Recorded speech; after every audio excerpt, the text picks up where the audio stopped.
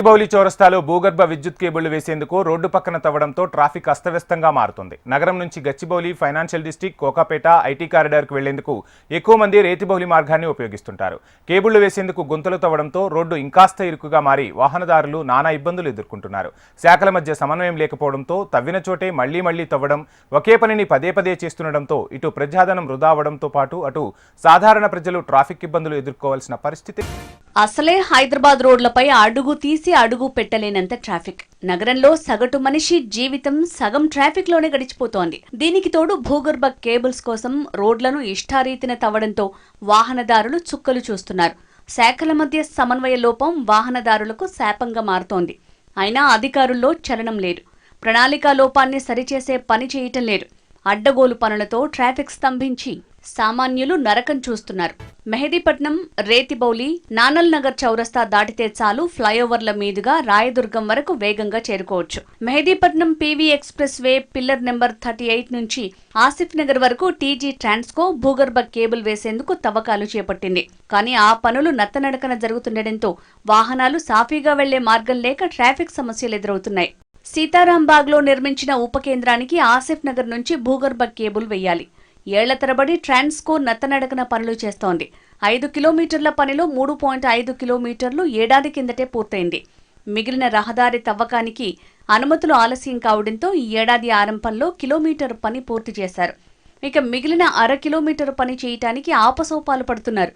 December నాటికి పూర్తి చేయాలని హడావుడిగా మళ్లీ రోడ్డు తవ్వకం మొదలుపెట్టారు. ఇలా ఒకటే పనికి 3 సార్లు రోడ్డు తవ్వేసి ప్రజల్ని ఇబ్బందులకు గురి చేస్తున్నారు. నగరవాసి సగం జీవితం ట్రాఫిక్ జామ్ లోనే గడిచిపోతుంది. దానికి తగ్గట్టు ఈ రోడ్డు పనులు ప్రజెంట్ మనం రేతిబాల్లో ఉన్నాము. ఇదంతా కూడా కేబుల్స్ వేయడానికి అయితే రోడ్డు తవ్వారు. ఒకసారి కాదు 2 సార్లు కాదు, ఇది 3వ సారి రోడ్లు ఇలా తవ్వడము. దీనివల్ల అయితే ట్రాఫిక్ జామ్ అయితే పెద్ద ఎత్తున జరుగుతుంది. మనం ఇక్కడ చూడొచ్చు. ఈ టైంలో రష్ ఎక్కువగా ఉంటుంది కాబట్టి జాబర్స్కి వెళ్ళే వారంతా కూడా ఈ టైంలో ఇంటికి వెళ్తుంటారు. వారికైతే సగం జీవితం ఇక్కడే గడిచిపోతుందనే చెప్పాలి. అక్కడ తాత్కాలికంగా రోడ్డు వేసినప్పటికీ యూటర్న్ దగ్గర అయితే పెద్ద వాహనాలు వెళ్తుంటాయి కాబట్టి వారికి తీవ్ర ఇబ్బందులు అయితే ఎదుర్కోవాల్సిన పరిస్థితి అయితే ఉంది.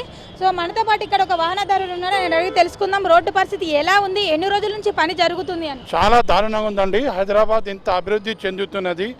పోలీసు వాళ్ళు ఎంత కంట్రోల్ చేసినా కంట్రోల్ ఎందుకు అవుతలేదంటే మాటికి జిహెచ్ఎంసీలు మరియు రోడ్డు వ్యవస్థ ఎంత అధ్వానంగా ఉన్నదంటే ఇంటి నుంచి వెళితే చిన్న పని కోసం పోతే 2 గంటలు మనకు వృధా అయిపోతున్నది. ప్రభుత్వం దీని మీద దృష్టి తీసుకురావాలి. తవ్వి 3 రోజులు అయితలేదు, వారం రోజులు అయితలేదు.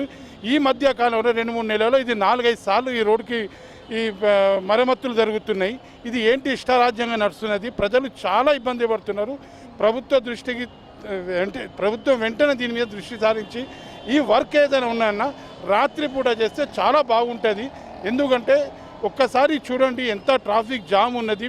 హాస్పిటల్ పోయేటోళ్ళు, పేషెంట్లు, పిల్లలు స్కూల్ నుంచి వచ్చేటోళ్ళకు టైం మీద అయితే అసలు ఇంటికి చేరుకునే పరిస్థితి లేదు. చాలా దారుణంగా ఉన్నది. దయచేసి దీని మీద ప్రభుత్వం వెంటనే చర్య తీసుకోవాలి.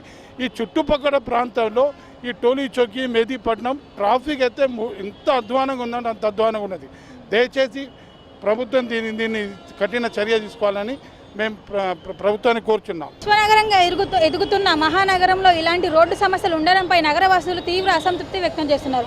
ఇప్పటికైనా సరే ఈ రోడ్డు పనులు త్వరగా పూర్తి చేయాలని వారు కోరుతున్నారు. కేబుల్ పనులు మొదలుపెట్టి నెలలు గడుస్తున్నా ఇంతవరకు పూర్తి చేయకపోవడంతో ట్రాఫిక్ చిక్కులు ఎదురవుతున్నాయి. కనీసం అంబులెన్స్ కూడా పోలేని పరిస్థితి నెలకొంది. ఏదైనా అత్యవసర పనుల కోసం బయటికి వస్తే గంటల కొద్దీ ట్రాఫిక్లో ఉండాల్సి వస్తుందని వాహనదారులు ఆవేదన వ్యక్తం చేస్తున్నారు. ఇప్పటికైనా త్వరగా పనులు పూర్తి చేయాలని కోరుతున్నారు.